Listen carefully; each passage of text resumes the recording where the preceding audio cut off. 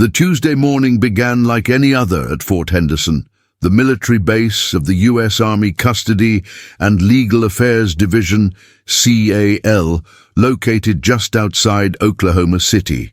Recruit James Sullivan, only 22 years old, tightened the belt of his uniform while glancing at the courtyard through the fogged window of the barracks.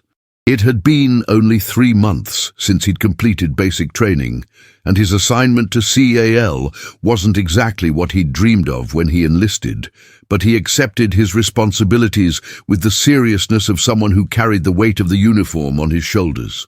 That morning, Sergeant First Class Marcus Webb summoned him to the administrative office. Webb was a 15-year veteran whose scars told stories he rarely shared.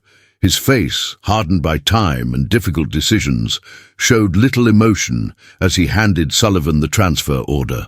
"Sullivan, you're doing a transport today," Webb said, without lifting his eyes from the documents on his desk. "Detainee classification C3. Transfer from our facility to the Federal Detention Center in Lawton, roughly a 2-hour drive."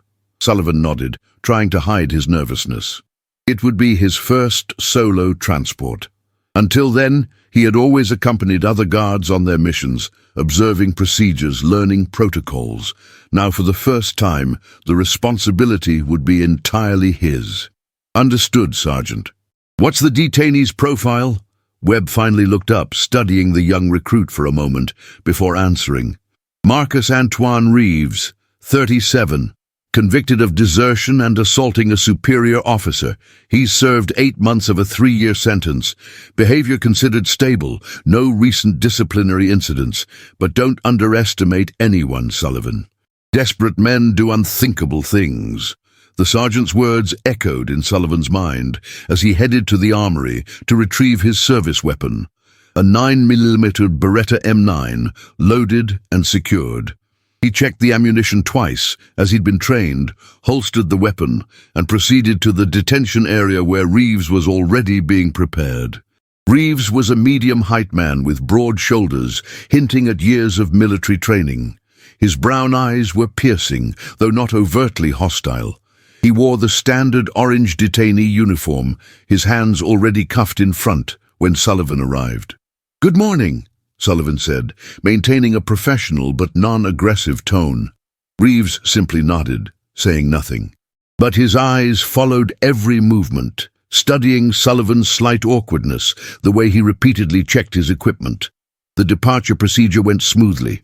Sullivan escorted Reeves to the transport vehicle, a white Ford Explorer with military markings, and secured him in the back seat. A metal grate separated the front from the rear, and the back doors could only be opened from the outside. At 8:15 a.m., Sullivan started the engine and began the trip. The sky was partially cloudy, the early signs of rain typical for that time of year in Oklahoma. The state highway to Lawton was well paved, but lightly traveled, cutting through wide grasslands and small rural communities. For the first 40 minutes, Reeves stayed silent, staring out the window with a distant expression. Sullivan kept his focus on the road, but occasionally glanced at the rear-view mirror. Everything seemed routine. Then Reeves began coughing. At first, Sullivan ignored it.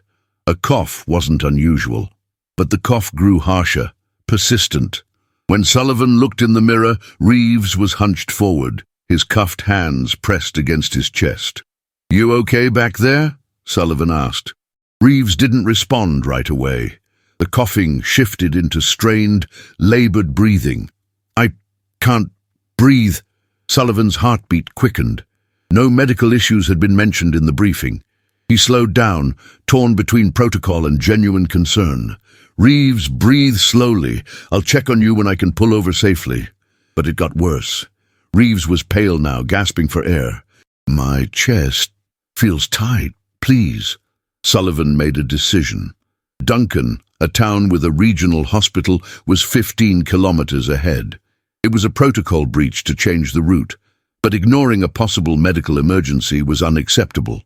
"Hang in there, Reeves. I'm taking you to a hospital. Just breathe." The remaining drive felt endless. Reeves groaned and gasped, muttering incoherently. Sullivan radioed headquarters, reporting his detour, but the mountainous terrain interfered with the signal. At 9:25 a.m., Sullivan pulled up to the emergency entrance of Duncan Regional Hospital. Reeves was drenched in sweat, weak, but breathing slightly more steadily. Sullivan helped him out, maintaining firm control, and guided him inside. The emergency lobby was moderately busy. A receptionist stared in shock at the sight of a uniformed soldier escorting a cuffed detainee in orange. "I need immediate medical assistance," Sullivan announced. "This man is under military custody and presented possible cardiac or respiratory symptoms during transport." The nurse reacted instantly. Within seconds, 2 emergency techs arrived with a wheelchair and took Reeves to an exam room. Sullivan followed. Protocol demanded constant supervision. Dr. Sarah Chen, a calm, focused physician in her early 40s, examined Reeves. His vitals showed irregularities, so she ordered tests and blood work. Minutes passed. Reeves seemed to stabilize. The tension slowly eased from the room. That was the mistake. Reeves had been watching Sullivan closely. He noticed his guard dropping. He noticed the doctor stepping out. He noticed they were alone. Then it happened. In a sudden explosion of movement, Reeves lunged forward from the exam table, hands cuffed, but fast. He grabbed Sullivan's uniform, yanked him forward, and rolled off the table. Sullivan instinctively reached for his weapon, but Reeves struck him in the neck with the precision of trained combat, targeting the nerve plexus. Pain shot through Sullivan's body.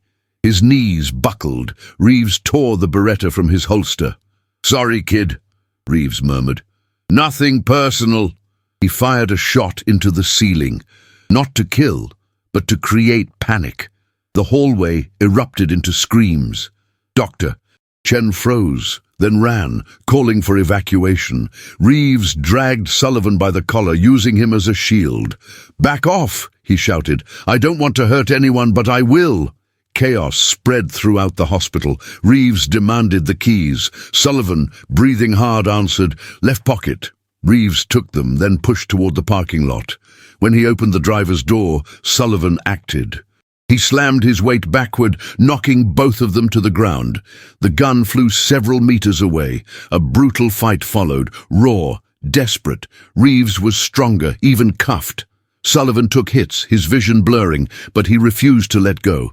Sirens approached. 3 police cruisers surrounded them. Reeves was subdued. Sullivan, battered and exhausted, identified himself to the officers. Hours of reports, medical checks, and interrogations followed. Sergeant Webb arrived, disappointed but also relieved Sullivan was alive. Reeves would now face new charges and maximum security transfer.